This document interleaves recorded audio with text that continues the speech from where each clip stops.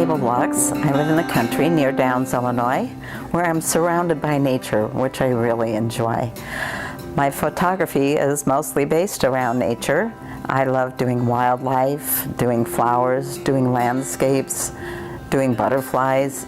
You name it, if it's in nature, I enjoy it. My love for nature is what has caused me to spend a great deal of my time on photography. We travel. My husband is also a photographer. We travel and take photographs wherever we go, and they're mostly nature photographs. And what I'm trying to convey is my love for nature, and I'm hoping that people will come to love and appreciate nature through my photographs, and that they will love it as much as I do and take care of our environment so that we have this beautiful nature to enjoy for many years to come, because I'm afraid we're damaging our environment. So photography to me is a way to convey my love and my way to ask for people's help to keep it as wonderful as it is right now, and maybe to even improve it. My name is Tim Stone. I am the president of the Twin City Amateur Astronomers Astronomy Club, which owns this facility. We are at the Prairie Sky Observatory, which is on the campus of the Sugar Grove Nature Center. I'm standing in front of our 20-inch astrograph. It's a telescope that's put together and configured exclusively for photography. There's no place to look through this telescope. There's no eyepiece. This is a camera. Think of it as a camera with a really, really big lens. So as an astrophotographer, one of the questions that we do get asked a lot is, how do you decide what to take a picture of? Particularly since you can't actually see very much of it in the sky. You're taking pictures of things that are too faint for the eye to see. The first thing that we have to take into consideration is what you can see. At any given point in time, only half of the sky is visible. And of that half, only half of that is photographable. So at any point in time, you only got a quarter of the sky to choose from.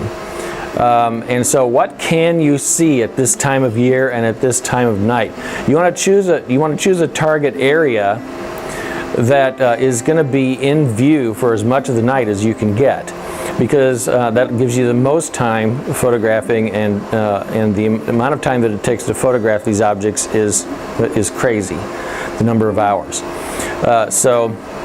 So you pick a region of the sky that you're going to see for most of the night, and then you want to have an idea of what kind of object. So there's galaxies, there's clouds of gases called nebula, there's clusters of stars, there's stuff up there, and you'll winnow down the list of candidates to those objects that you're particularly interested in.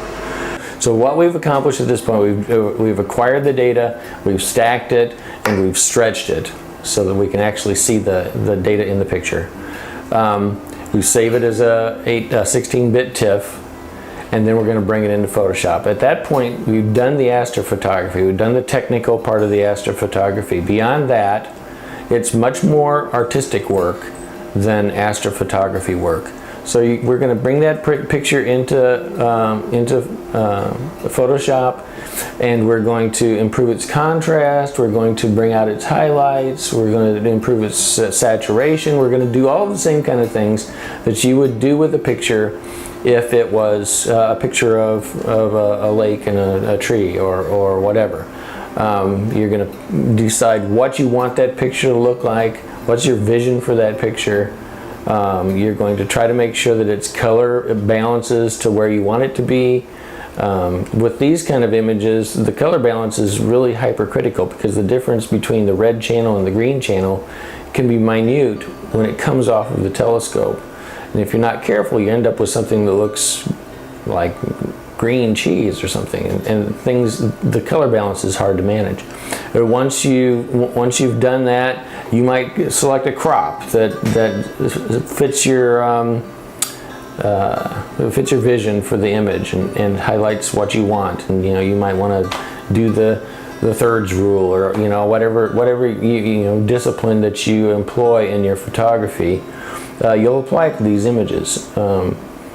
And in the end, you'll have an image that you like, that fits what you had in your mind when you started taking this image about a month or two before the finished product is ever seen by anybody.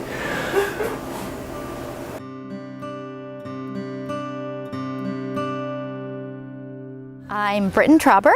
I'm a photographer based in Normal. And I am doing a project called 10 for the exhibit The View from Here.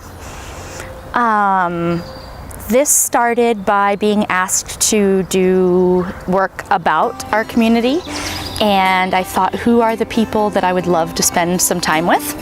And some of my favorite people happen to be 10-year-olds.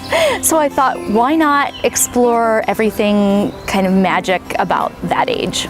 I put up a Facebook ad, which is of course the best way to reach the masses, and I put up a couple of posters asking for 10-year-olds in McLean County, and had a lot of great response.